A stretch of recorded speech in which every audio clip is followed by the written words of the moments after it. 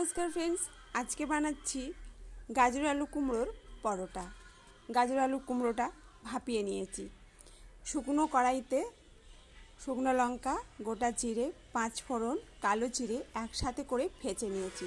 ভেজে নিয়ে সেটাকে গুঁড়ো করে নিয়েছি। একটা থালায় ময়দা আটা চেলে তাতে নুন চিনি ভাজা মশলাটা দিয়ে ভালো করে মাখিয়ে নেওয়া হয়েছে। তারপর ঘি দিয়ে দেওয়া হবে। তো ঘি দিয়ে দিচ্ছি। ঘিটা দিয়ে একটু ভালো করে মাখিয়ে তারপর যে সেদ্ধ করে রেখেছিলাম সেই সবজিটা দিয়ে দেব। সেই সবজিটা দিয়ে এটাকে ভালো করে মেখে নেব। তো ফ্রেন্ডস, গাজর আলু কুমড়োর পরোটাটা খেতে খুব ভালো লাগে। অবশ্যই আপনারা বানিয়ে একবার খেয়ে দেখবেন।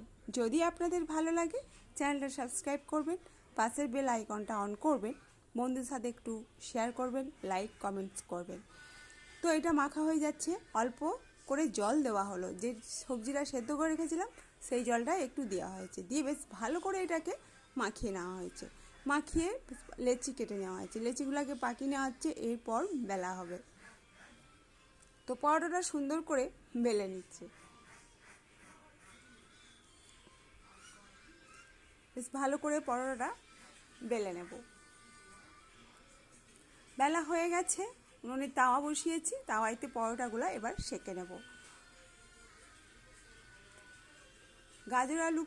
গাজর আলু কুমড়োর পরোটাটা খেতে খুবই ভালো লাগে। ঘি দিয়ে ভাজছি, ঘি দিয়ে দিলাম। তো এটা রেডি হয়ে এসেছে, নামিয়ে নেব। সুন্দরভাবে ভাজা হয়ে গেছে, রেডি হয়ে গেছে। আপনারা সকলেই ভালো থাকবেন। নমস্কার।